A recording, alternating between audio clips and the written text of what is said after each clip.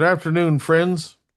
Welcome to this edition of Framing the Future, a series in which we examine issues that affect the future of forestry in general and landowners specifically across Maryland and throughout the Chesapeake Bay region.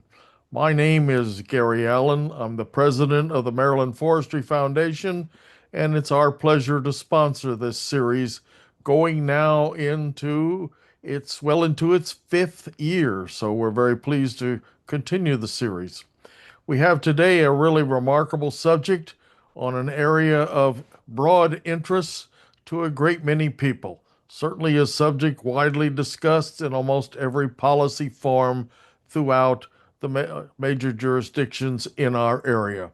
That is regenerative AI. In order to facilitate that discussion, I want to remind you that we've been working consistently with the University of Maryland on this subject for the last 2 years. And we're pleased to bring the folks that we've been working with as we look more carefully at how these new available resources can help influence the management of the natural resources in our state.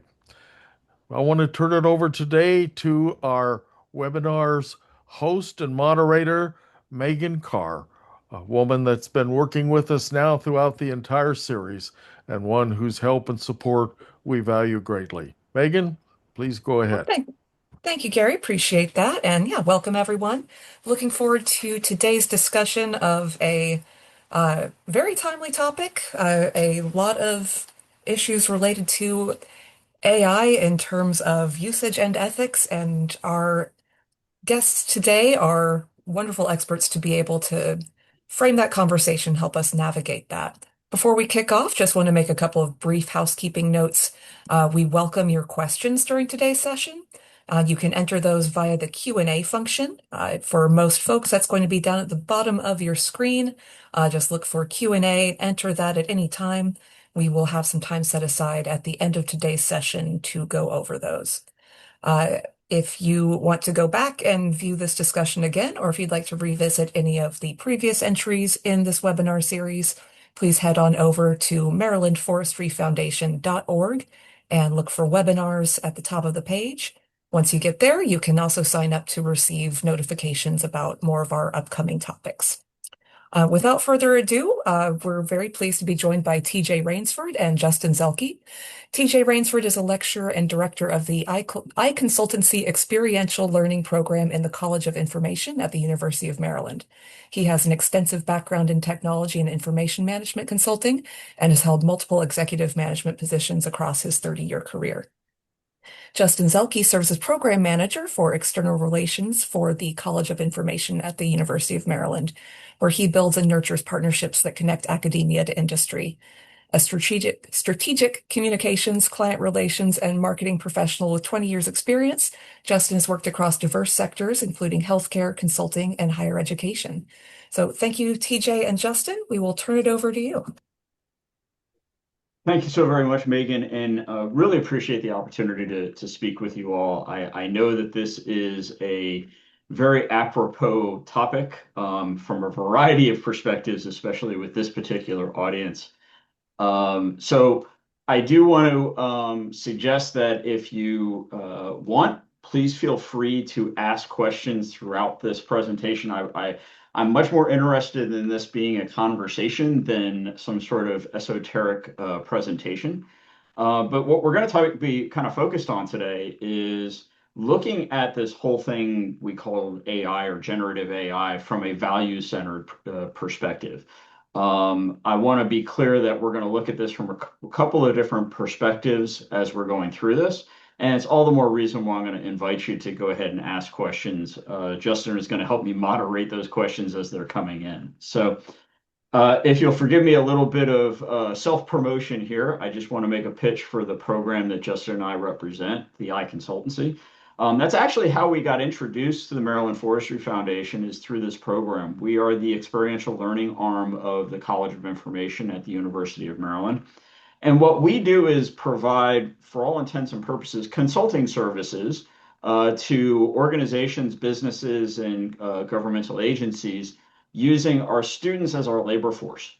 In short, what we're doing is providing them with the opportunity to develop professional experience doing the sort of work that they are going to do once they graduate, but putting that into the framework of coursework so that we can provide them with background, we can provide them with feedback and an experiential education so that it's a safe environment for which they learn, but one in which all of our clients end up getting a valued outcome out of. And quite frankly, what you're going to see and hear as we're moving through this presentation is in part findings that our students deliver to the Maryland Forestry Foundation on this topic. So I'll make reference of when it's me talking and when it's our students talking, but I think you're going to find that what they have to say is actually pretty powerful stuff. So let's talk about this whole generative AI thing and some of the challenges that it represents, at least from an operations perspective. There is all sorts of press out there and all sorts of information about how the so-called values of AI and how it's going to quote unquote improve business operations and increase efficiency. And to a certain extent, that is true. But at the same token, there's some challenges there that aren't as oft talked about.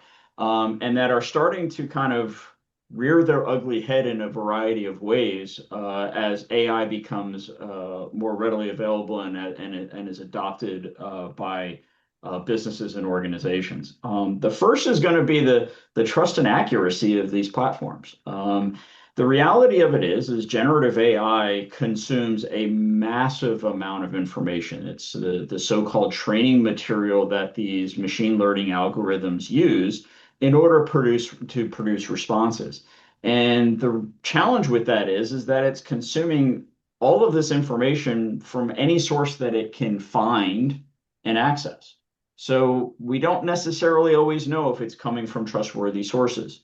We also have the problem that AI, most of the generative AI platforms that are out in the public sphere right now, are really designed with the attitude of providing a positive intent as part of its response. And what I mean by that is it wants to answer your question.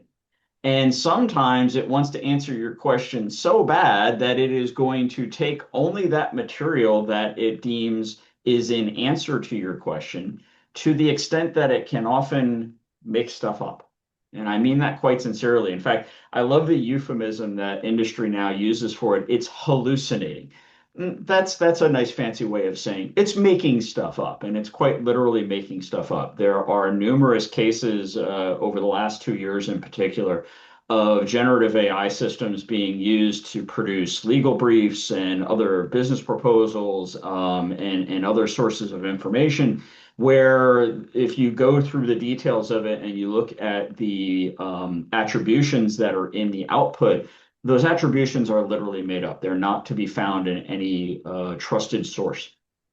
And that's a real danger when using these platforms. We also have a lot of legal and ethical concerns. This is in some ways the Wild West. There has not been a lot of this that has come in front of court cases and court rulings. There is certainly some uncertainty as to how each of the platforms, be it things like ChatGPT or Gemini or Anthropic, what their rules are regarding the ownership of information, the ownership of copyright and intellectual property. And each one of them handles it a little bit differently. And it bears the need to actually go through those terms of service and their legal disclaimers to understand exactly how they can and cannot be used. Case in point, we are working with another organization right now, and one of their consultants was concerned about, signing off on the intellectual property of software code generated from AI engines. And we really had to kind of dig through what that particular AI platform said about their legal ownership or the legal ownership of material generated from AI by an end user. And again, the terms of service are different for every platform, and none of this has been adjudicated yet. So we don't really know yet how this is going to be treated from a legal perspective. There's also ethical concerns, and I want to make a differentiation. I'm not trying to disavow legal versus ethical, but straightforward ethical concerns at a conceptual level. These software systems, and they are software systems at the end of the day, depending on how they're trained, can have a level of bias associated with them. Most of these platforms are initially trained using resources that are from Western civilizations at the highest level, and often from English-speaking resources, right? As a result, and I'm talking very high level here, that has its own inherent bias. We have had all sorts of research done, and the University of Maryland and the College of Information in particular leads the charge on a lot of this, where that level of bias can really get dangerous because of training data, because of how the systems are designed, where it can really cause some problems along racial and ethnic lines, around language usage, or even generational, from age discrimination and things like that. So we do have concerns around that. Is it getting better? Some will argue it's getting better and things are heading in a better direction. Some will argue that it's not. The reality of it is that we have to be concerned with these things. And we get into the idea of information and data privacy. To really get a generative AI toolset to give you the sorts of responses that are ideal for your particular usage, you also have to feed it information. And in that feeding of information, you may inadvertently provide information that you don't necessarily want out in a public sphere. Anything that you feed into, if you have a free account with ChatGPT or Gemini or any of these platforms, read the disclaimers. In a lot of cases, they are taking the right of using whatever you contribute to the system, including the prompts that you write, and absorbing that into its training data. And once you've done that, if that is proprietary information, if it's personally identifiable information, you've inadvertently exposed that.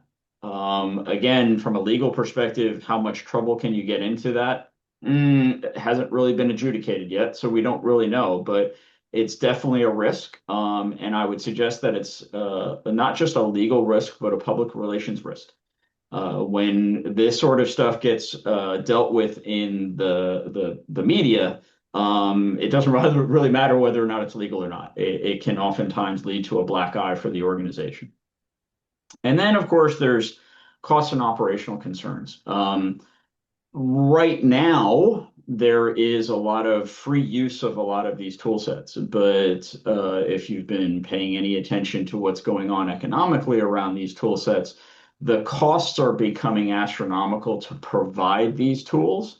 So as a result, the cost of using them is going to start creeping up, and probably faster than we want to accept right now. There's also, what does it cost to actually use these tools? Here's what I mean by that. We think there's a lot of argument that this is going to generate efficiency gains across organizations. And there's a certain amount of truth to that. But at the same token, you're raising your risk profile. So are you also accounting, as you're using these tool sets, are you accounting for the added risks, and are you taking precautions to minimize those risks?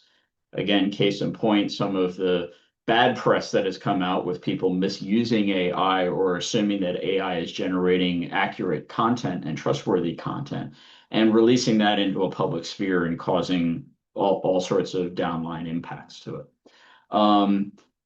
Never mind the fact that just the environments that are necessary to provide these tools, and this is where we get into the data center debate, those costs are ever increasing right at the moment.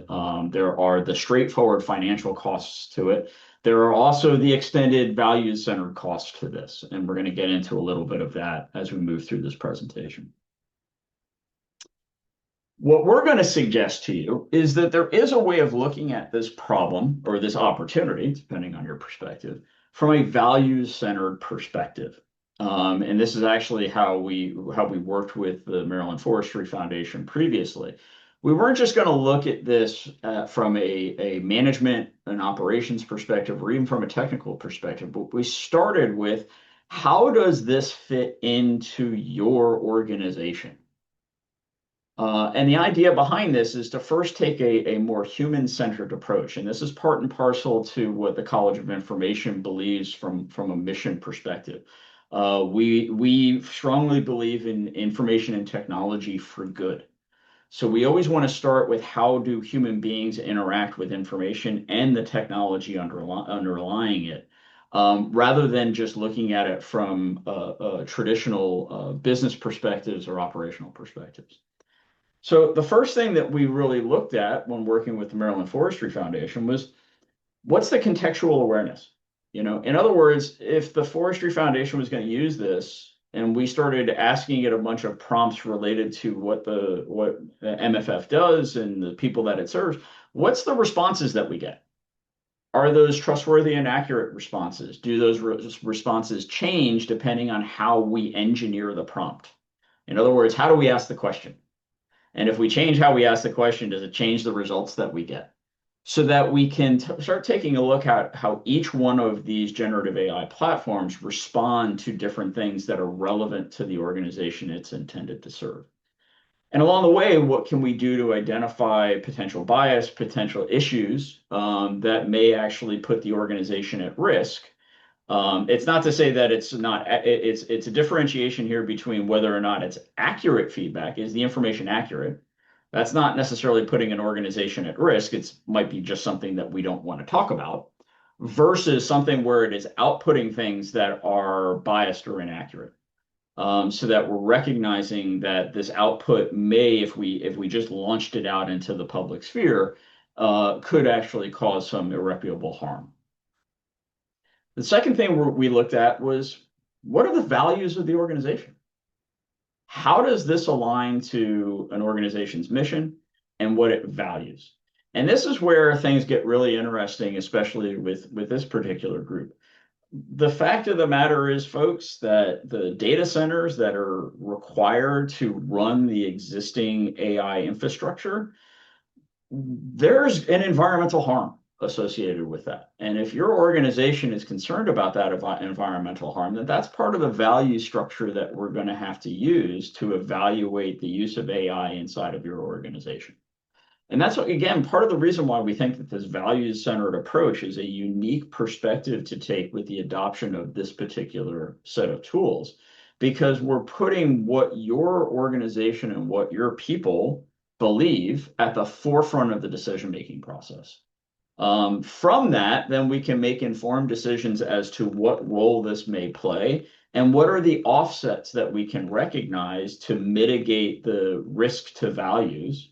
Or maybe it's to not adopt it for the sake of saying, no, this is so against our values that we don't think that it's useful. And here are the reasons why. And we think that that's a real benefit to organizations in taking that approach.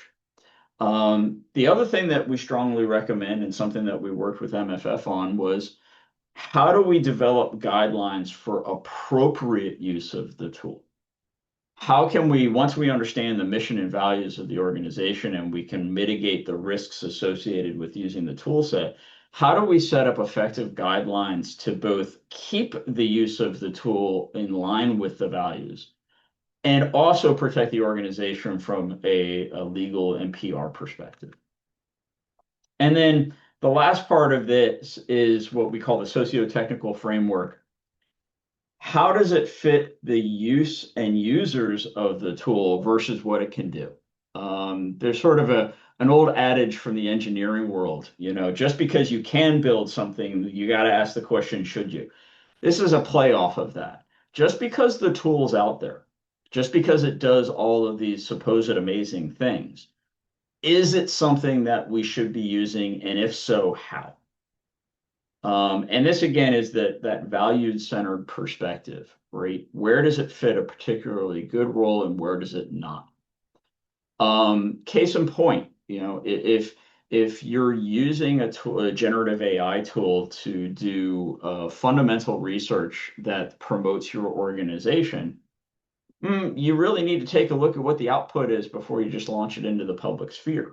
right? It might not necessarily be the best way of doing that analysis. It may be far better in many cases to have a human being interpreting that data, because the reality of it is generative AI does not interpret. It makes it sound like it does if you play with it enough. It makes it sound like it's interpreting what your intention is. But if you really start playing around with how you enter prompts, you can get it to give you different outputs depending on how you generate the prompt. It does not necessarily interpret. In fact, it doesn't interpret at all. It can consume information, it can analyze information and put it into structures to make it faster and easier for you to identify how that information can be used. But that still requires, as we jokingly refer to, the human-based, the carbon-based processor, right? It takes a person to actually go through that information. That's where sometimes the best use of it, especially initially for a lot of organizations, is what we call cognitive offloading, getting it to do things that speed things up. Case in point, Justin and I, do we use generative AI? We absolutely do. What do we often use it for? Hey, we have a contact who's looking for certain information. I know what I want to say, but it is taking me 30 minutes to craft this email. What if I just dumped it into generative AI and asked it to craft me a business-oriented email that I can edit? So rather than hacking at the keyboard for 30 minutes, I have something that kicks out and I can edit it in 5 minutes and hit the send button. That's one of the more effective uses of generative AI, right? Do we use it to promote, do we encourage our students to use it to come up with outcomes for our clients? Absolutely not. Why? Because it's their human capacity and their exercise of their skills and knowledge that are at issue, not their ability to use generative AI. So that's one kind of example of where there are pluses and minuses to using the tool set. So for those of you who are going down this path and are trying to figure out, hey, how do we start making good use of this inside of our organization? Give you a quick little roadmap, okay? And it starts first and foremost by taking some time to write some policies and procedures around this.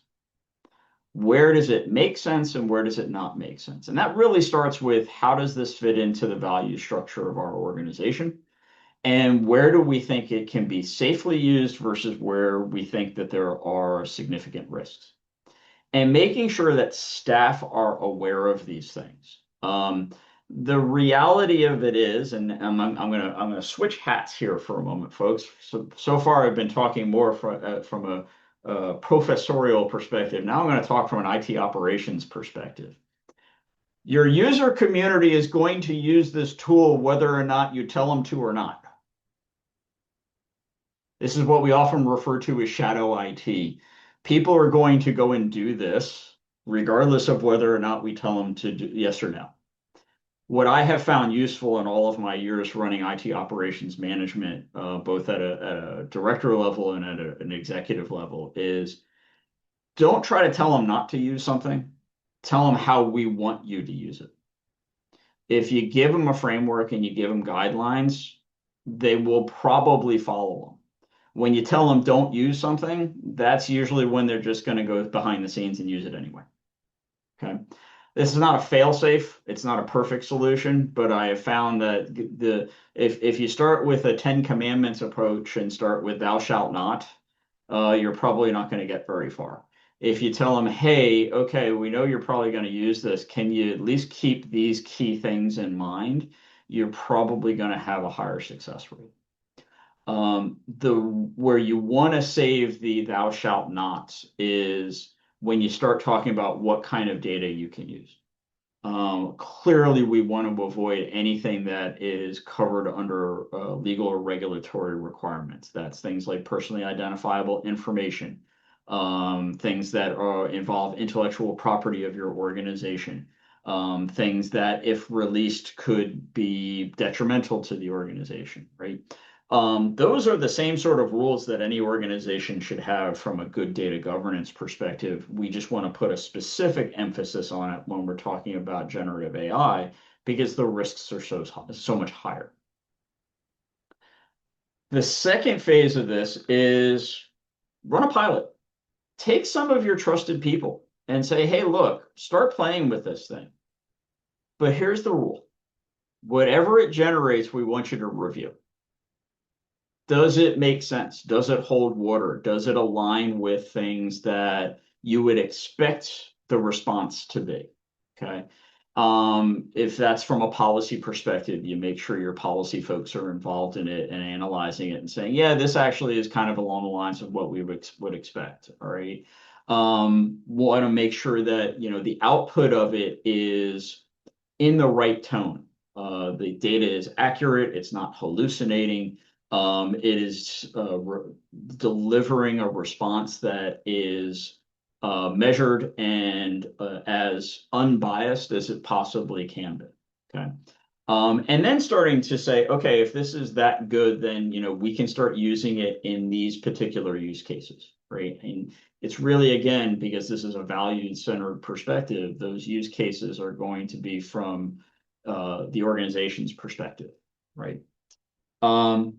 The other thing, and this would be an interesting kind of operational management task, is it actually saving time? A lot of what we hear about with these efficiencies is indicating that, well, it's saving 30, 40, 50, as much as 60 or 70% of the time to develop certain things depending on your job function. You know what? I've been in this industry long enough to know that I've heard those statistics before. And what we always forget about is the additional work that's created as a result of the tool. And here's what I mean by that. If it's not giving accurate output and you're spending more and more time validating the output, is it actually saving you any time?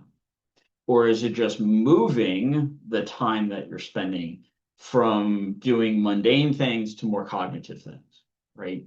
But the real question is it actually saving you time? Is it really building efficiency? So asking your folks to track the amount of time that they are spending on something, and is it allowing them to focus on more high-valued work? That's an efficiency. Or is it just generating more work that doesn't really add any additional value? Next phase would be prototyping something. The reality of it is that the open market generative AI tools can be used to create customized AI agents that can be honed to your particular needs. And I'm happy to get into the details if anybody wants to get really techie here for a moment. But you can really start to customize an environment in these larger AI tool sets that are specific to your organization. And this is where there can be a lot, you can build in a value-centered set of safeguards and really start to hone in on where the efficiency gains could be for your particular organization. But keep in mind that this requires time and it requires a certain level of skill and knowledge in order to do that. Some of that can be outsourced. It's not necessarily something where you have to build that capacity inside of your organization. But you're going to have a couple of people inside of your organization who can ensure that whatever the outsourced vendor is doing is lining up the tool set with that value-centered approach. So there is a fair amount of project oversight that has to go into this. Okay. And then once you have that prototype, can you, again, doing that evaluation piece, is it actually building in efficiency? Is it building trust and accuracy? Is it addressing your ethical and value-centered concerns? And then we get to a strategic scale where you're really integrating this into what the organization does, how it runs as an organization. And again, from a value-centered perspective, is this intended to increase capacity at the sake of human beings inside of your organization? In other words, are you cutting jobs because of this efficiency? Maybe that is a value that you're looking for. Or is it a case of augmenting what your staff are capable of doing to further the mission of your organization? Two different perspectives on that. And again, very values laden. We're not looking at this from necessarily a philosophical set of values. We're looking at this from a contextually aware set of values. So that's my pitch. I would love to hear your all's questions. Love to hear your all's feedback.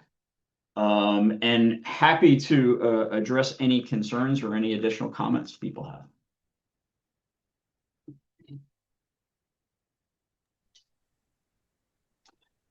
Emma, that's a great question. Can the information shared by the tool be limited only what is uploaded as a source?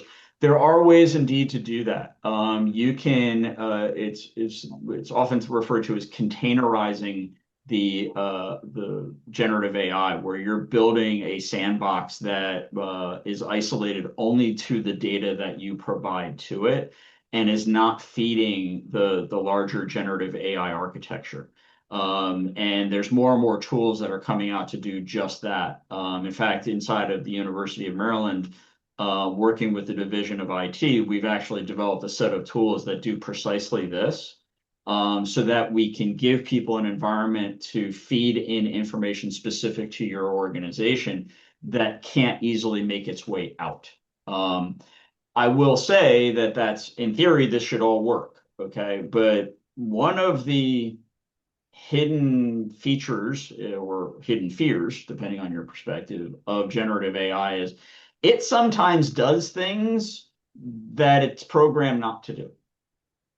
To give you kind of all a little bit of a horror story, there was a startup company, this was talked about 2 or 3 weeks ago. There was a startup company that had become very reliant on a particular generative AI tool to write some of its code for its platform. And that code got released into a production environment and actually deleted the company's own production database in the process. In other words, it actually destroyed the platform by itself, despite the fact that there were safeguards in the program that said, don't do this. So while I can say that there is a way of containerizing the data, be careful is the best advice that I can give you. Looks like we have another question. Is it possible to ask the tool to only use certain types of resources, such as .edu, .gov, or journals with DOI? Yeah, it is indeed possible to do that. And this is where we get into the concept of prompt engineering. What you have to do is really learn how to structure the ask of the generative AI and be specific that, you can, and I've done this in some of my own research where, I've asked it to generate responses, but only using peer-reviewed material. And the accuracy is actually fairly high in my use of it. That's not to say that it's perfect. I would say it's probably 90 to 95% accurate, but you absolutely, you can tell it to give you all of the attributes that it's using. I would highly encourage you to go through that set of footnotes to make sure that those are all legitimate sources, and that you cross-check the references, because it will still, again, it tries to give you the answer it thinks you want to receive, and that's where the possibility of hallucinations can come up. While we wait for additional questions to come in, that kind of prompts one of the questions that I was thinking about, in terms of the testing aspect. By and large, have you observed any patterns with what the time investment is in terms of these testing phases versus the long-term, staff hours saved by some of these tools that folks are trying to develop? Oh, that's a great question, Megan. I can't say for internally because we simply don't have the time to track all of those metrics ourselves. I would say that what we're seeing, it's use specific, and here's what I mean by that. In the world of software development, is it really providing a level of efficiency? It absolutely is. I watch students who are already good at coding, and the stuff that they're able to generate using things like Claude AI, which is really, really good at doing software development, right? Massive efficiency gains, okay, in the order of 60 to 70%, okay. When it comes to generating analysis of data sets, okay, especially something that you're feeding into it, it can actually do a really effective job at that at a high level, right? When it gets a little bit trickier when you're asking it to do something that is way more interpretive, okay? Especially when we're not talking about quantitative data, but more qualitative, right? Because again, it doesn't interpret. Okay. What it does is it's a statistical model that tries to figure out what's the next word in the sentence. That's literally what it tries to do. Okay. And that it's what it calls interpretation. So that's where areas where if you're asking it to do more again, interpretive or I don't want to necessarily say creative, but marketing-esque, right? That you have to be a little bit careful about what it starts to generate.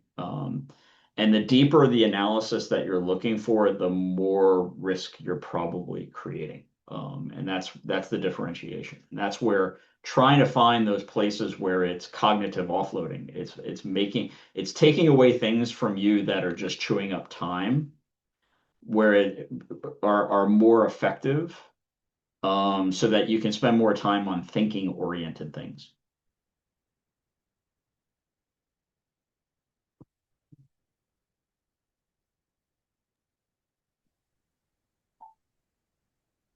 Okay, thank you. And again, I'll remind folks, in order to submit your questions, you'll be looking for the Q&A chat box at the bottom of your screen. We do hope to make this as interactive as possible. So if you have burning questions on, you know, AI and all related topics, please do feel welcome to drop those in the chat. Until then, that means that Gary and I get to monopolize your brains and just start grilling you. So I guess another thing that I'm curious about with these, again, just sort of thinking in larger, broad patterns, are when we are identifying these, offloading opportunities for uh, how we can free ourselves up for some of the higher level stuff. Are there you mentioned crafting emails as an example. Are there other tasks or even just fields by and large that you would say have a stronger component of being able to do that kind of offloading? I can take this one, TJ. Hi, everyone. I haven't spoke very much, but I'm happy to jump in here. So a lot of my job is crafting emails to send out to potential organizations that might want to work with us.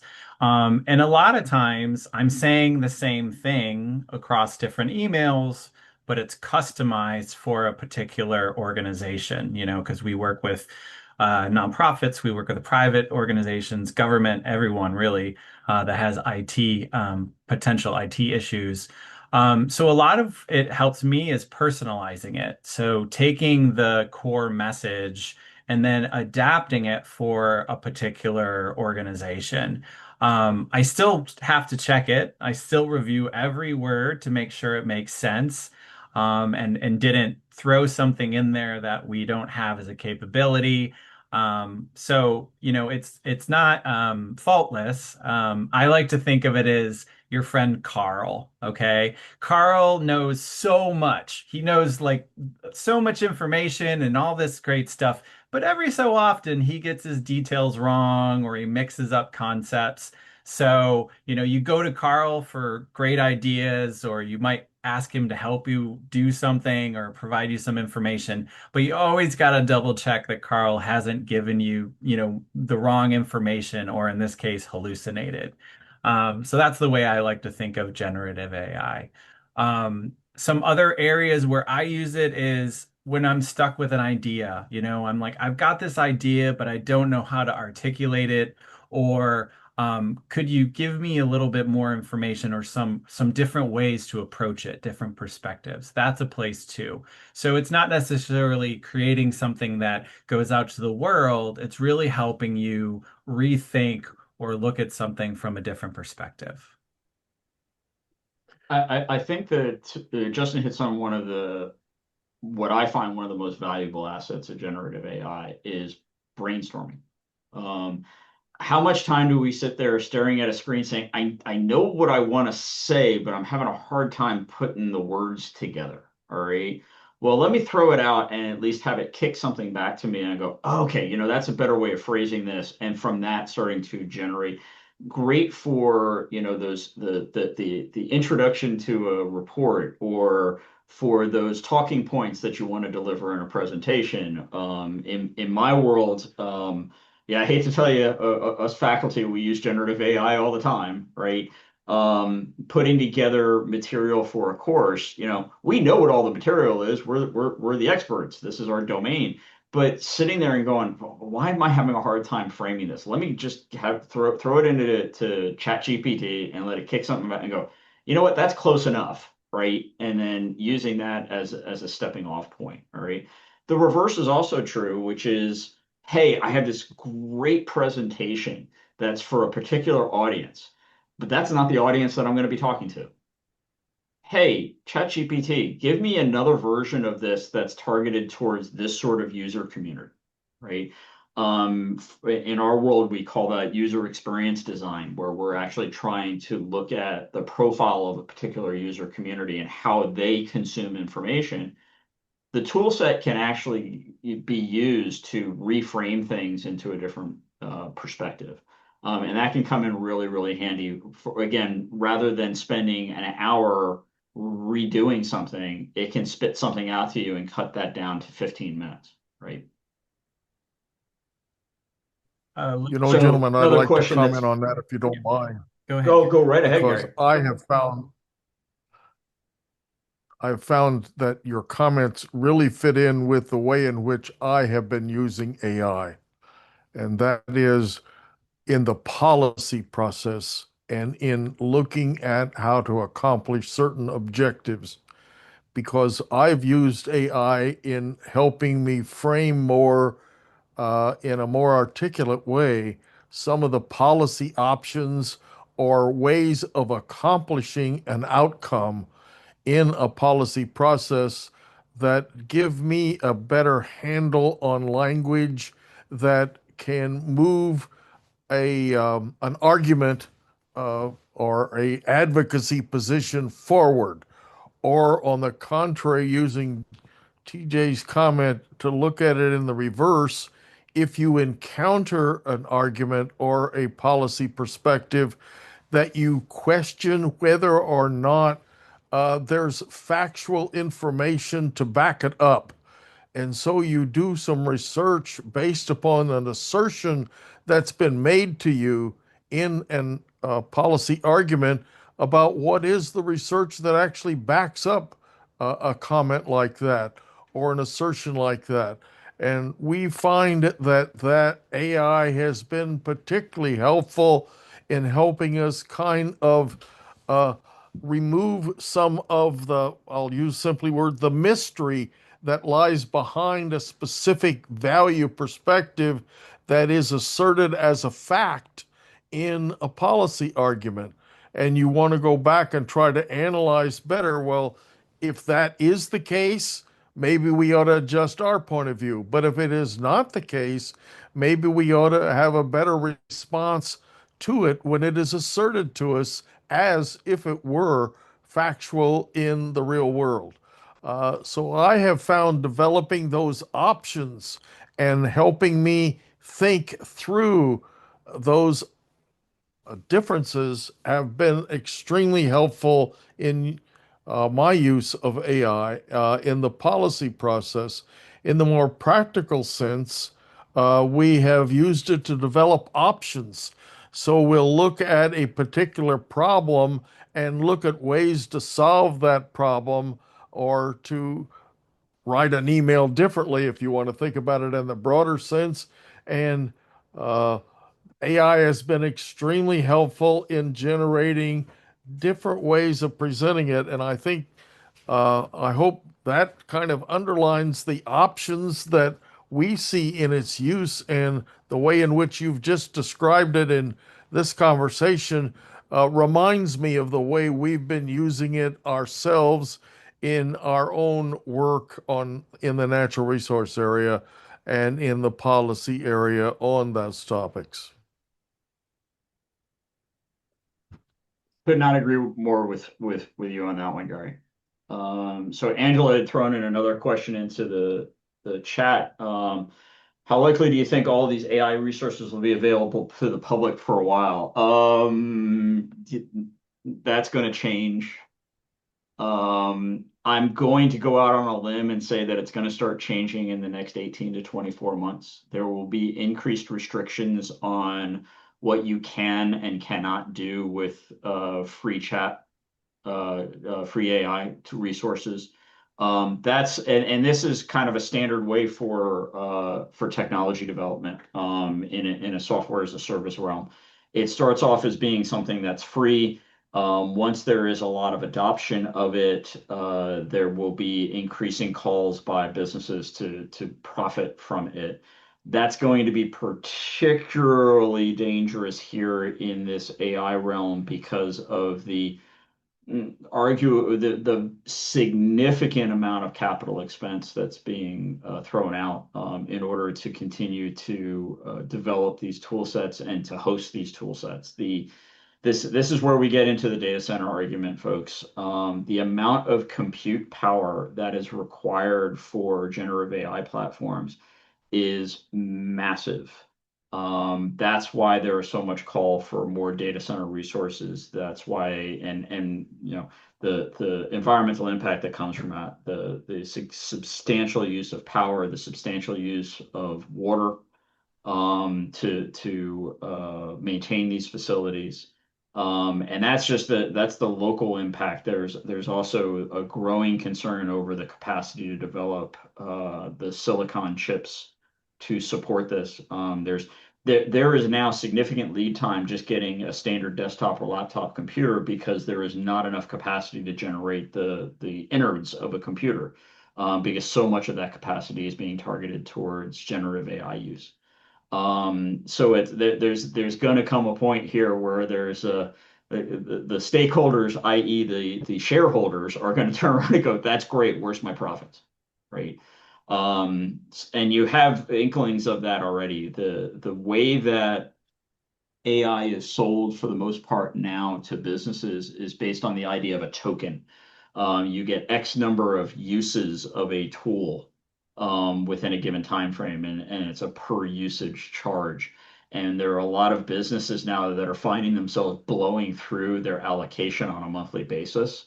So a lot of businesses are now trying to figure out ways of how do we isolate the use of AI because it's actually now costing us too much money. This is the flip. This is the tidal wave that comes after all of the hype around a tool. There's a long history of this in the technology world of how this happens. We're going to start seeing some kickback. I would argue too, along those lines, we're going to start seeing some kickback on the reduction in staffing that a lot of businesses are coming to believe is going to be the result of AI. And now they're starting to realize, no, maybe this isn't actually reducing our headcount as much as we think it's going to. In fact, it's actually starting to jeopardize the business as a whole. So I do think there's a backlash coming, and I think that you're going to see it sooner rather than later. And so, TJ, I'm really glad that you circled back on the environmental impact aspect and the computing power needs. I had some questions kind of about how do we have information on like the relative inputs for different AI tools? So are there certain AI tool providers? You know, we've got Claude versus ChatGPT versus all these other ones. Do we know anything about the relative consumptive needs of the different tools? Are there some that are more efficient? There are some that are more efficient. I can't, I'm not going to sit here and try to name all of them off the top of my head because I don't have that data right in front of me. There are definitely though tools. There are some that are much more dense. There are products though that are starting to try to make use of lighter weight technologies, lighter weight processors that are not as power hungry and not generating as much heat. Those are the big two concerns that you're going to have in a data center environment. The problem is that the question then is how good are they? Quite frankly, a lot of those tools are currently coming from places outside of the United States. If I'm being honest, they're coming from places that are not necessarily friendly with the United States, which then starts to beg the question, do you want to start using a tool set from a vendor that is in a country that doesn't like us very much? So because there's obviously risks associated with that, right? There's going to be, again, a backlash on this. There's going to be a call to reduce the power consumption and cooling requirements and trying to find more efficient ways of doing things. Again, it's part of the regular cycle of technology. The problem I think you're going to have right now is that this is economically driven. So people are already on a path and are going to continue down that path. You're also going to start seeing some players move out of this space because they know that they're too far behind, which also is going to change market dynamics a little bit. Good case in point is the xAI, one of Elon Musk's companies. It's already kind of going the way of the dodo, right? What he has now done is said, hey, tell you what, Anthropic, why don't you just come in and use all of our excess capacity? And without actually saying that I'm not going to try to develop my own tool anymore, what we're going to do is give you access to our data center resources so that you can build your tool, right? So there's a lot of market dynamics that haven't yet played out around that, that are really going to change the impact of it. I think what you will find, given another 36 months, and you're going to start seeing tool sets, specialized tool sets that aren't as resource demanding. That'll become much more prevalent for particular needs. So it'll be things like, so-called chatbots, right? Where you have more of a customer service focus on it. They'll develop tool sets that are built on generative AI that are less resource consuming to deploy those sorts of things, right? But I think we're a little bit away from that at this point. I'm curious as well if you happen to know if there are practices that folks can adopt on the consumer end. So there's sort of a joke about how many gallons of water are wasted just from people saying please to a robot, but I am 100% the kind of person to say please to the robot because you never know. Is it true that actually like including additional words in your prompt is creating an additional burden? So is it more of do you need to have like an economy of language to make your own impact more efficient, or is it negligible? It's pretty negligible, because it's the reduction in the calculations for reducing the number of words actually is going to make it more complex for it to give you a contextually aware response, right? That said, I'm going to actually come back to what you were joking about at the start of that question. Do yourself a favor and say please and thank you to the damn thing. And I'm not joking here, folks. I've actually done a little bit of testing around this, okay? It gets really ornery when you're not being respectful. It's funny because it goes into the way that these things are programmed. I actually got into an argument, but I kid you not, a straight out argument with a generative AI platform because I kept asking it to do something and it kept giving me an incorrect response, right? And what I found very interesting is that the more and more I pushed back on it, and the more and more I questioned the emotional response that it was attempting to give me, the more it started shutting down. Okay. So in other words, it kept apologizing to me. Oh, I'm sorry, I didn't give you the response that you were looking for. And I turned around and said, but how can you be sorry for something when you have no sense of emotions? Oh my God, it spun out of control. And it's just like, well, clearly I can't help you. And it shut down. I'm just not going to respond to that prompt anymore. So I'd believe like it or to not, ask it doesn't like to be challenged. And when you challenge it, I'd you're like to actually ask burning a resources. crazy question myself, and that is, since AI has such broad access to information, broader than the average researcher has available absent that tool, do you see it becoming more valuable in develop? Do you see it becoming, I'll say more valuable in original research? I've noticed that I've read a little bit about how it's being used in diagnosis in health areas. So it's assisted in diagnosing diseases in people and that kind of stuff. But if I were to look in the natural resource area, is without looking at a specific topic, because I really liked your idea of seeing chat areas in specific areas, but do you see it's becoming more useful in developing original research, particularly as the research capacity of some of our traditional institutions is undergoing such challenge because of public challenges to just traditional expertise? So I'm going to frame that a couple of different ways, Gary. It's a fantastic question, and it's both something that is advancing research and also a worry for people like myself who work in a research institution, right? Right. Um, there are absolutely ways in which these tool sets can have a high degree of use in certain areas. And you mentioned healthcare. In fact, we worked with some folks over at NASA Goddard to develop an Right. AI tool set to enable engineers to carve through academic literature to inform their decision-making process, right? Great use of the tool set. Hmm. Okay, because it's really, really good at sort of linear assumptions going through something. Also really good at doing what we would refer to as meta-analysis. All right. Hey, here's the 50 leading articles on this particular topic. Go ahead and give me a meta-analysis across all 50 articles, right? And it's one of those cases where if you're a researcher, you would have already read the 50 articles, but what it's going to do is it's just going to collapse everything for you into something that's much more consumable, right?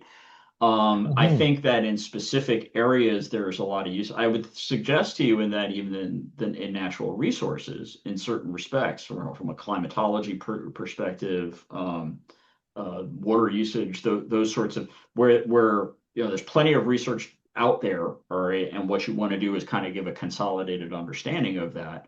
Absolutely, it's going to start playing a role in that because it can do, especially again, quantitative analysis, especially well. All right. I'm not necessarily sold on it from a qualitative analysis perspective, right? Hmm. But the reality of it is most of when we talk about research, most people's perception is on a quantitative level, not necessarily a qualitative level. Amen. Amen to that. Excellent point. Uh, I don't have any more questions for us today, and I see we're closing in on the end of our time period. I'll mention one thing in response to that last comment, and that is based on this conversation, I intend to use it a little bit more in researching the legal and legislative actions of other jurisdictions on a particular topic. So it seems to me that if I have an issue that I'm trying to address, and I want to know what the precedents are in other areas, other states, other nations. As a matter of fact, AI would be a fantastic tool for helping to look at what the path already is, so that I can take advantage of not having to reinvent the wheel. Again, it's a tool. It's not a panacea, right? Right. If you use the tool the way it's intended, the example I give my students all of the time is, look, there are about 60 different forms of a hammer that you can buy at a hardware store. Okay. And there's one hammer that can be used for a lot of different things. Okay. And then there's specialty hammers that are really good at specific things, right? You can use the utility Amen. hammer to put on a roof, but a roofing hammer is going to make you a hell of a lot faster, right? Understand what the tool can do and then apply it to the proper use. Right. And at the end of the day, that's the part that we have to drive towards, is making sure that we understand what the use of this tool is and how effective it is to that use. Well, Megan, I want to thank Dr. Bransford and Justin for their really wonderful insights and stressing how this remarkable new tool, I think we're living in a of a new age, to be honest with you, that is coming to impact almost every one of us that are working today, and certainly all of our young people that are coming up today. This tool is going to be out there, and most of us are going to figure out how to cope with it or use it one way or the other. Uh, and so I was really pleased to see you're bringing this, and the value perspective, I think, is particularly important in any conversation about this particular new tool because in my understanding, the way it's being used, it's really not become value neutral. It's impacting lifestyles and human interactions in virtually every area of our society these days. I want to thank all of you for tuning in today. If you have additional questions, I noticed that our panelists provided their email addresses. And remember, this is an area of ongoing future study at the university in which new people are entering and help us to use these tools in the future. These gentlemen are involved in helping to train those individuals. So if you're interested in further study in this area, I hope you'll follow up with them. That is another one of the values of this series. We meet a lot of really fantastic people that are continuing to be of broad benefit, not only in the natural resource areas, but in other areas of our society.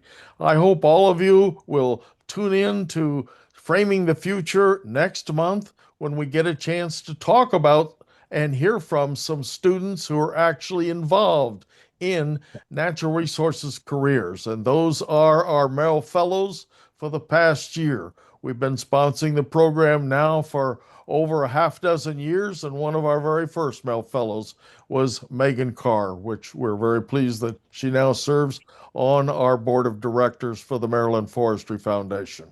So join us again next month for another session in which we hope will stretch your mind and provide new opportunities for thinking about how you can better use the tools that are available to be a better steward for the land and resources of our society and our state. Thank you very much for today's presentation, gentlemen. And Megan, see you again next month. Bye-bye.